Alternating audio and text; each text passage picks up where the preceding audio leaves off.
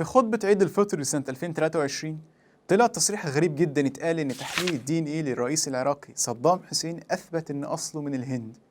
التصريح ده اتنشر على لسان رجل دين وشخصية سياسية في العراق وأثار موجة جدل، لكنه في نفس الوقت فتح باب الأسئلة. هل في أصلا تحليل دي ان ايه اتعمل لصدام؟ ولو في حصل إزاي؟ والأهم، هل فعلا ممكن العلم يقول إن أصوله من الهند؟ خلونا نوضح الحكاية. على حسب تحقيق صحفي اتنشر على الموضوع، فالبداية كانت لما الأمريكان بعد أسر صدام أجروا فحوصات الدي ان ايه له ولأولاده للتأكد من هويته، ودي كانت حاجة عادية وروتينية جدا. لكن بعدها طلع تسريبات في إحدى الجرائد لسنة 2017 إن صدام حسين حامل لسلالة الواي كروموسوم ال بناء على تحليل الأمريكان، والسلالة ال هي سلالة بتنتشر في جنوب آسيا ووسط آسيا وكمان الشرق الأوسط. وعشان تكون فاهم، تحليل سلالة الواي كروموسوم هو تحليل بيتبع الخط الأبوي للإنسان، فلو كان ظهرت نتيجته على سلالة بتنتشر في أوروبا فغالبا أصوله أوروبية، ونفس الكلام لو كان على سلالة جنوب آسيوية أو أفريقية.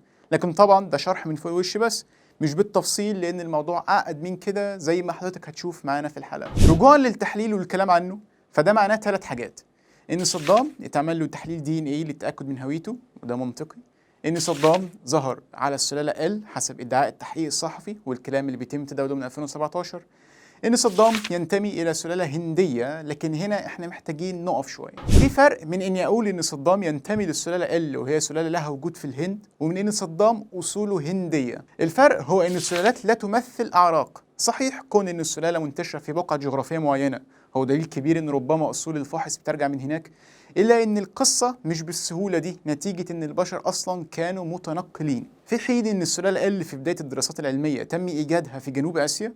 إلا إنه الدراسات العلمية الجديدة من سنة 2019 إلى 2024، وهكتب لك المصادر في الديسكريبشن والصور، قالت إن أساساً أقدم جيوب السلالة وهجرتها كان بداية من الشرق الأوسط بالعصر الحجري، ثم هجرت إلى الهند وجنوب آسيا مع انتشار الزراعة في نهاية العصر الحجري، وما زالت موجودة في الشرق الأوسط في شعوب حالية زي سكان الشام وسوريا، وأقليات زي الدروز والمارونيين، وزي سكان تركيا وأرمينيا وجورجيا، وزي شعب اللاز، وطبعاً العراق. ده غير انه تم ايجادها في دراسه عن القبائل البدويه في السعوديه، ثم بعدين تم اكتشافها حتى في فحص الهياكل القديمه زي الفلسطينيين والعموريين وشعب الاورارتو وشعب المنائي.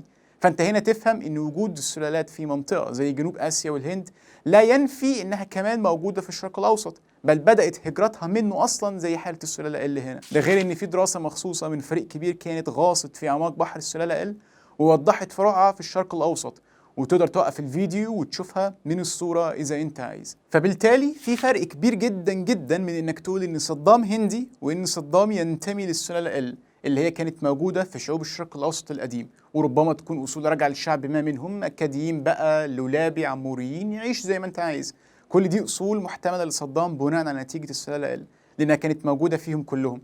ولازم تعرف إن الفرع السفلي عشان تقدر تحدد بالظبط هو ينتمي لأي شعب فيهم. واللي حصل ده هو مثال لمغالطة منتشرة جدا، وهي ربط السلالة بانطباع مسبق وبأصول معينة، زي مثلا صدام على السلالة ال يبقى صدام هندي، ايه ده فلان على السلالة اي يبقى فلان أفريقي، رغم ان السلالات دي ممكن تكون قديمة جدا في الشرق الأوسط. وده بيحصل لما بيتكلم غير المختصين والهواة في مجال الجينات. في حاجة أخيرة محتاجين نقولها: نتائج عشيرة صدام نفسها، وهي عينات مستقلة تم نشرها، بترجح انه لا ينتمي للسلالة ال لكن ينتمي للسلالة J1، ودي سلالة عربية معروفة وسط القبائل. لكن العودة هنا على الرواة، لاني ما فحصتش حاجة ولا اعرف معلومة بشكل شخصي عنهم، انا بقول لك اللي اتقال بس. وفي النهاية سواء اذا كان صدام على السلالة ال او السلالة J1، فالحالتين من مصادر لا تنتمي للدراسات العلمية، بل من خطبة او جريدة حكومية او تسريب، وده اسلوب اشبه بالمكايدات اكثر من كونه دليل علمي. وطبعا مش محتاج اقول لك ان الحلقة والبرنامج مش واخد تحيز معين، فأنا مش مع دول أو مع دول، إحنا بنشرح المعلومة اللي معانا بحيادية وبنحترم عقلك وبس كده.